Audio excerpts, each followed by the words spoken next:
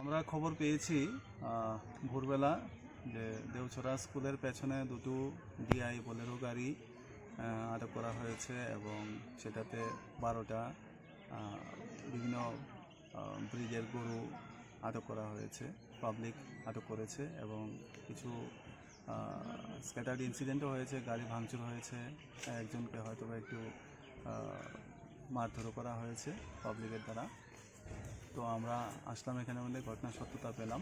Fire service একজন লোককে hospitalised করেছে।